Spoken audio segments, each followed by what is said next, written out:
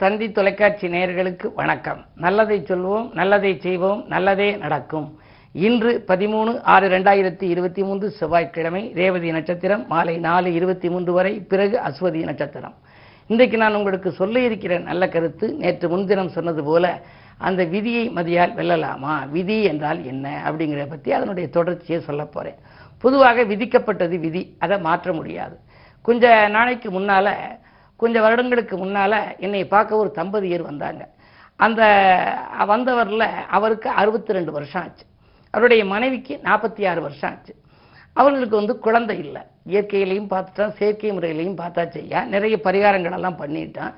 விதி அமைப்பு இப்படி இருக்கு, விதி யாரை விட்டுச்சு, இது மாதிரி குழந்தை பிறக்கலைங்கிற கவலை எங்களுக்கு ரொம்ப வந்துருச்சு, நாங்கள் என்ன செய்யறதுன்னு சொன்னாங்க.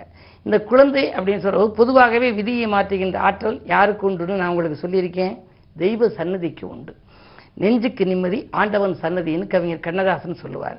ஆக தெய்வ சன்னதிக்கு நம்ம போனோம்னா எந்த விதமான தீய சக்திகள் இருந்தாலும் அது மாதிரி தூய சக்தியாக வந்து விடுவோம். ஆனால் அந்த தெய்வத்தை நம்ம தேடி சென்று வழிபடணும். அதற்கு ஏற்ற நாள் பார்க்கணும், நட்சத்திரம் பார்க்கணும், யோகம் கரணம் திதி பார்க்கணும். செட்டிநாட்டு பகுதியில் ஒரு பழமொழி உண்டு, எது எது எப்பப்ப எப்படி எப்படி நடக்கணுமோ அது அது அப்பப்ப அப்படி எப்படி நடக்கும்னு சொல்லி எங்கள் வீட்டிலெல்லாம் எங்கள் பெரியவர்கள்லாம் சொல்லுவாங்க. எது எது எப்பப்ப எப்படி எப்படி நடக்கணுமோ அது அது அப்பப்ப அப்படி எப்படி நடக்கும்னு. அது மாதிரி அந்த தம்பதியருக்கு 62 வருஷம் ஆச்சு, 46 வருஷம் ஆச்சு. எப்பப்போ எது நடக்கணுமோ அப்பப்போ அது நடக்கும். நீங்கள் இது மாதிரி இந்த கோயிலுக்கெல்லாம் போயிட்டு வந்தீங்களான்னு கேட்டேன். திருக்கருகாவூர்னு ஒரு ஊர், வாங்க போகலாம்னு சொல்லி ஒரு சில நாட்களில் நல்ல நாள் பார்த்து போனாங்க. திருக்கருகாவூருங்கிறது என்ன, கற்பரட்சகாம்பிகை, கருகாத்த நாயகி, கருவை காப்பாற்றி வைத்துக் கொள்ளுகிற ஆற்றல், கருவளர் சேரின்னு ஒன்று இருக்கு. அந்த ஸ்தலங்களுக்கெல்லாம் போயிட்டு வந்த உடனே அந்த தம்பதியருக்கு காலம் கடந்து அழகான ஆண் குழந்தை. அதில் என்ன ஒரு ஆச்சரியம்னா, 46 வருஷத்தில் நார்மல் டெலிவரியில் பிறந்துச்சு. அந்த பையன் காலம் கடந்து பிறந்ததுனால ரொம்ப கெட்டிகாரத்தனமாக இருக்கார். பொதுவாகவே இது எதுக்கு சொல்கிறேன் அப்படின்னா, எப்படிப்பட்ட விதியாக இருந்தாலும் அதை மாற்றுகின்ற ஆற்றல் தெய்வ சன்னதிக்கு உண்டா. ஆனால் நம்ம அதை அணுகக்கூடிய முறை இருக்கு இல்லையா, நம்ம வருந்தி கும்பிடணும். கணங்களுக்கு அதிபதி கணபதிங்கிற உங்களுடைய ஜாதகத்தில் நட்சத்திரம் பாருங்கள். நீங்கள் தேவகணமா அசுரகணமா மனித கணமானு பாருங்கள். கணங்களை பற்றி நான் உங்களுக்கு பிரிதொரு முறை சொல்கிறேன்.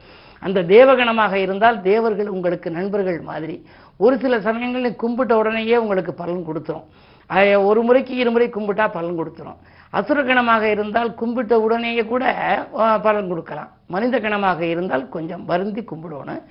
அதுக்கு விரதங்கள் வழிபாடுகள் எல்லாம் வச்சுக்கணும். இப்படியெல்லாம் பார்த்து விதியை மாற்ற முடியாதுனாலும் விதியின் கடுமையை நம்ம குறைக்கலாம். அது ஒரு வழி. அதற்கு பிறகு ஜோதிடம், எண்கணிதம், பொன்கணிதம் அப்படியெல்லாம் நம்ம சொல்கிறோம். இந்த அடிப்படையில் இன்று கிழமை செவ்வாய். சரி, செவ்வாய்க்கிழமை அன்றைக்கு என்ன வழிபாடு வச்சுக்கிறதுனா, பொதுவாக முருகப்பெருமான் வழிபாடு.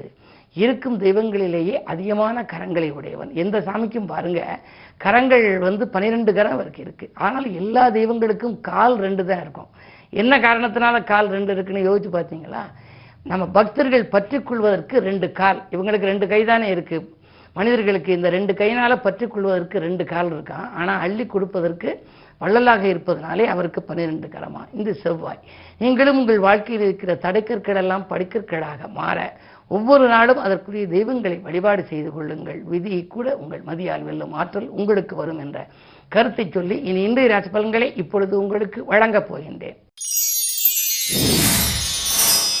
மேசராசி நேயர்களே, இன்று மாலை 4:25 மணிக்கு மேல் உங்கள் ராசிக்குள் சந்திரன் வருகின்றார்.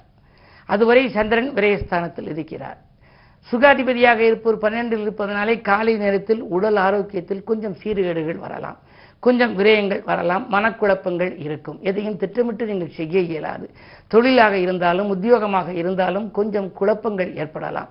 எனவே கவனம் தேவை. மதியத்திற்கு மேல் கொஞ்சம் மனக்கலக்க மகளும் நீங்கள் நினைத்தது நிறைவேறும்.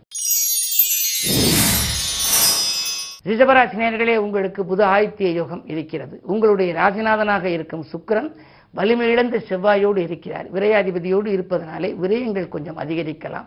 பொதுவாக குடும்பச்சுமை கூடும். குடும்பச்சுமை கூடுகிறதே, வரவை காட்டிலும் செலவு அதிகரிக்கிறதே. இந்த இடத்தில் வேலைக்கு இருக்கலாமா, இல்லை வேலையை விட்டு விலகலாமா, வேறு தொழில் பண்ணலாமா, நண்பர்கள் கூட்டாக சேருவார்களா என்றெல்லாம் உங்களுக்கு குழப்பங்கள் அதிகரிக்கின்ற நாள் இன்று. எனவே முக்கிய புள்ளிகளை சந்தித்து ஆலோசனை பெறுகிற நாளாக கூட இந்த நாளை நீங்கள் அமைத்துக் கொள்ளலாம். இன்று உங்களுக்கு மாலை நேரத்திற்கு மேல் கொஞ்சம் மகிழ்ச்சி அதிகரிக்கும்.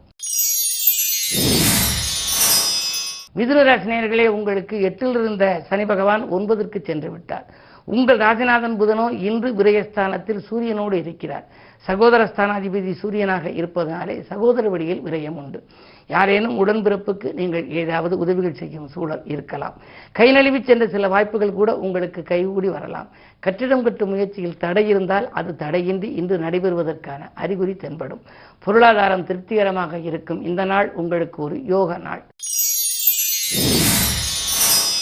கடகராசி நேயர்களே, உங்களுக்கு அஷ்டமத்து சனியின் ஆதிக்கம். முன்பே சொல்லியது போல அகப்பட்டவனுக்கு அஷ்டமத்தில் சனி என்பது போல நீங்கள் கணக்கு வழக்குகளை கச்சிதமாக வைத்துக் கொள்ளுங்கள். அருகில் இருப்பவர்களை அனுசரித்துக் கொள்ளுங்கள்.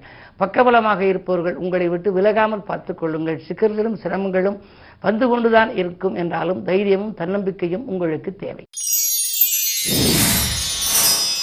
சிம்மராசி நேயர்களே, உங்களுக்கெல்லாம் இன்று மாலை 4:25 வரை சந்திராஷ்டமம். எனவே அதுவரைக்கும் நீங்கள் எந்த முயற்சி செய்தாலும் அது நடைபெறாது. இழுபறி நிலையில் இருக்கும். பெரிய மனிதர்களை பகைத்துக் கொள்ளாதீர்கள். மனப்பாரம் அதிகரிக்கலாம். நன்மை செய்தால் கூட தீமையாக தெரியும். உத்தியோகத்தில் மேலதிகாரிகளின் கெடுபிடி அதிகரிக்கலாம். கவனம் தேவை. கன்னிராசி நேயர்களே, உங்களுக்கெல்லாம் இன்று மாலை 4:25 வரை நல்ல நேரம். அதற்கு பிறகு சந்திராஷ்டமம். எனவே மாலை நேரத்தில் உங்களுக்கு மனக்கலக்கம் அதிகரிக்கும். ஏதாவது ஒரு புது முயற்சி செய்ய நினைத்தால், ஒரு தேவையை முன்னிட்டு யாரையேனும் சந்திக்க நினைத்தால் காலையிலேயே சந்தித்து விடுவது நல்லது. மதியத்திற்கு மேல் உங்களுக்கு இனம் புரியாத கவலை உருவாகும். உறவினர்கள் பகைகள் ஏற்படலாம். செலவுகள் அதிகரிக்கிறதே என்று கவலைப்படுவீர்கள். திட்டமிட்ட காரியங்கள் எல்லாம் திசை மாறி செல்லும். எனவே இன்று கிழமை செவ்வாய் என்பதால் முருகனை வழிபடுவது நல்லது. துலாம் ராசி நேயர்களே, ஜென்மத்தில் கேது. நட்பிற்கு முக்கியத்துவம் கொடுக்கும் நல்ல நாள். நாளை செய்யலாம் என்று நினைத்த காரியம் ஒன்று இன்றே செய்து முடிப்பீர்கள். 7லே குரு இருக்கிறார். குரு பார்ப்பதனாலே கோடி நன்மை என்பதற்கு ஏற்ப உங்களுக்கு இன்று கல்யாணம் போன்ற சுபகாரியங்கள் இல்லத்தில் நடைபெறவில்லையே என்ற கவலை அகலும். வீட்டில் சுப செலவுகள் அதிகரிக்கலாம். இல்லத்திற்கு தேவையான அத்தியாவசிய பொருள், ஆடம்பர பொருட்களை எல்லாம் வாங்கி சேர்க்கும் யோகம் கூட உண்டு. விருச்சிக ராசி நேயர்களே, உங்களுக்கு வெற்றிக்கனியை விரைவில் எட்டிப் பிடிக்கின்ற நாள் இந்த நாள். விஐபிக்கள் வீடு தேடி வருவார்கள். தொழில் முன்னேற்றம் உண்டு. அரசியல்வாதிகளாலும் உங்களுக்கு அனுகூலங்கள் கிடைக்கும்.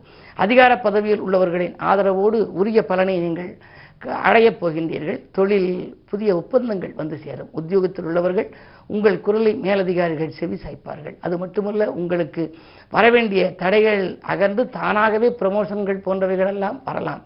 இந்த நாள் உங்களுக்கு ஒரு யோகமான நாள். தனுசு ராசி நேயர்களே, குரு பார்வை உங்களுக்கு இருக்கிறது என்றாலும் உங்கள் ராசிநாதன் குருவோடு ராகு இருக்கிறார். ராகுவோ ஏற்றம் இறக்கத்துக்கு உரியவர். அதாவது ராகு கேதுக்களின் ஆதிக்கம் இருந்தாலே சர்ப்பதோஷம் என்பார்கள். ராசிநாதன் சர்ப்பகிரகத்தோடு இருப்பதனாலே உங்களுக்கு ஏற்றமும் இரக்கமும் கலந்த வாழ்க்கை இன்று. பொதுவாக காலையிலே இன்பமாக இருந்தால் மதியத்திற்கு மேல் துன்பம். காலையில் வருமானம் வந்தால் மாலையில் செலவு.